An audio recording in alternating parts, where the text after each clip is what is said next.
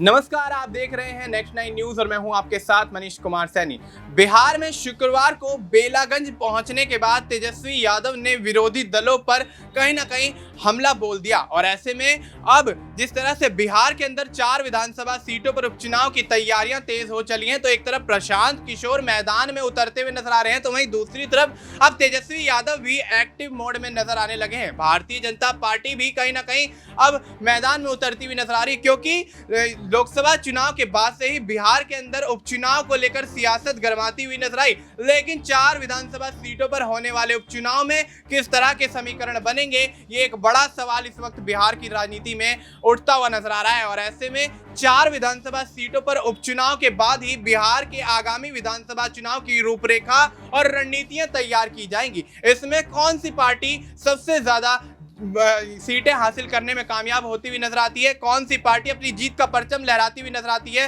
इस वक्त ये बड़ा सवाल बनता हुआ नजर आ रहा है। और जिस तरह से प्रशांत किशोर मैदान में उतरते हुए नजर आ रहे हैं, तो बेशक वो कहीं ना कहीं आरजेडी और जेडीयू के वोट बैंक में सेंधमारी तो जरूर करते हुए नजर आएंगे, लेकिन एक सवाल ये भी बनता हुआ नजर आ रहा है, क्या प्रशांत किशोर इन 4 विधानसभा सीटों पर होने वाले उपचुनाव में सीटों पर कब्जा करने में कामयाब होंगे? अगर एक भी सीट प्रशांत किशोर यहां से लेकर जाते हैं, तो कहीं ना कहीं भारतीय जनता पार्टी के लिए और तमाम राजनीतिक पार्टियों के लिए एक बड़ी मुसीबत विधानसभा चुनाव में बनते हुए नजर आएंगे। और ऐसे में जिस तरह से तेजस्वी यादव ने बेलागंज में जो जनसभा की है, जो रैलियां की हैं, उससे कहीं ना कहीं खासा प्रभाव यहां पर आरजेडी पर भी पड़ता हुआ नजर आ सकता है। आरजेडी के फेवर में भी कहीं ना कहीं थोड़ा बहुत बहुमत जाता हुआ नजर आ सकता है। लेकिन देखा जाए तो जिस तरह से मामला अब इस वक्त कहीं ना कहीं गरमाता हुआ नजर आ रहा है, बिहार के विधानसभा चुनाव को लेकर सियासत तेज होती हुई नजर आ रही है, उसमें कहीं ना कहीं अब